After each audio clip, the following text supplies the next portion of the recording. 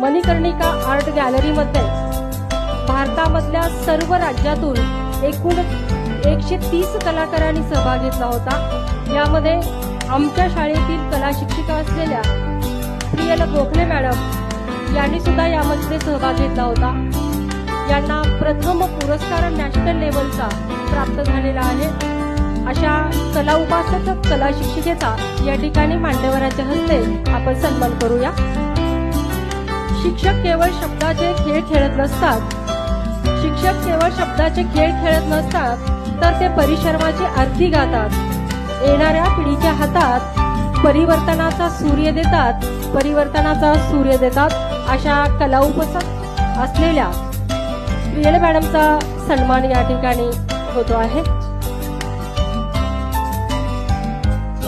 मी मान्यवरांना स्थानापन्न होण्याची विनंती करते। बोलके करण्यासाठी हवे असते संभाषण,